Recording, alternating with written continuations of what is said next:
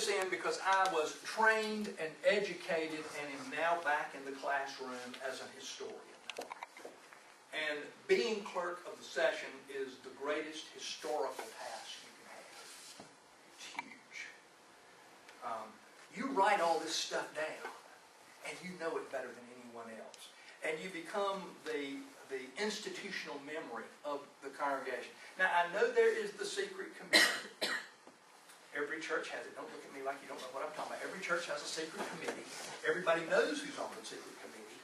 Even the people who are on it know they're on the secret committee. They're the ones that always do everything and need to be checked with before they get you. You know what I'm talking about. Everybody got the secret committee.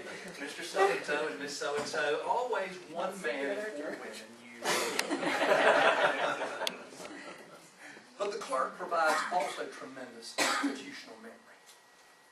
Someone will say, what have we done? Well, I don't know whether it's right or wrong, but our tradition has been that we have done this. This is the way we've always done it. Doesn't mean it's the right way, but this is where it comes from. And so, you've got the institutional memory, you've gotten the written narrative, and you also, especially those of you who have been doing it for a while, or have been members of the church, know the anecdotes. You know the jokes. You know the stories. You know the gossip. You know the personalities. That's hugely helpful, especially to a new pastor. He or she doesn't necessarily need to be colored by your judgment, but he needs to know. Bottom line, you are the senior lay officer of the congregation. That's kind of a heady task. It really is. And I'm going to get all pumped up and get you a badge that says, I am the senior lay officer. But you need to realize that it's important and that your fellow session members, if you were in Atkins, your people look to you. So, I found this on another slide, but I thought this was pretty good. The clerk's duties are not perfunctory, for the clerk is generally next to the moderator in direction of the affairs. And it goes on, the uniting bond of the entire work of the session. So it's very important that you do a good job at this task.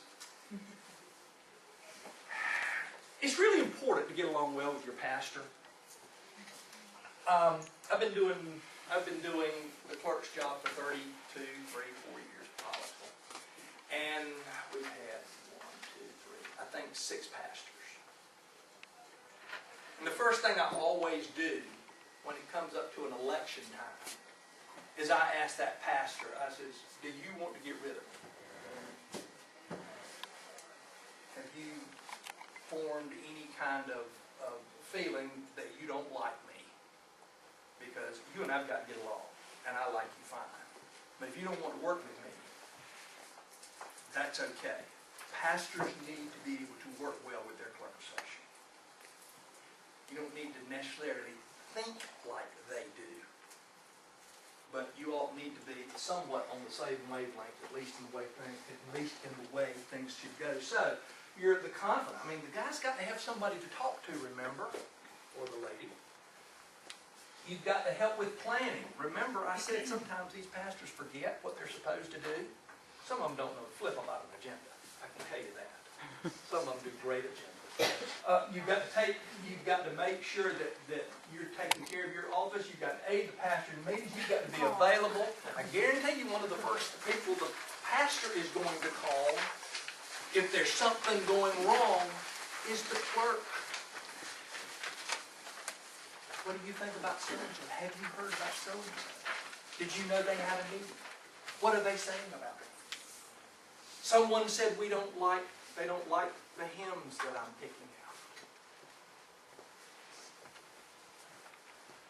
You've got to be reliable, you've got to be understanding, you've got to keep some confidences. We don't think about that. Pastor comes and talks to you about something. You're expecting him or her to keep your confidences in certain things. He or she needs to expect the same thing from you. Be a friend. you've got to help the pastor by being knowledgeable of the book of order. And I'll talk about this later, but one of the things you need to do is you need to sit close to the pastor at a meeting.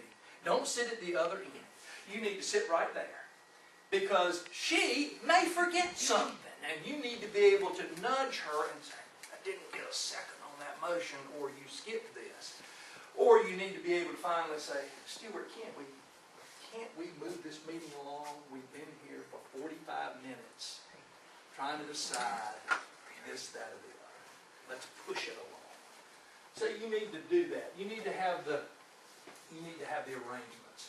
Make sure that they know about unfinished business. Make sure the annual items, the changes in the roles, and communicating with the bodies. Okay. That's kind of a quick and dirty thing. All right, the minute meetings. That's one.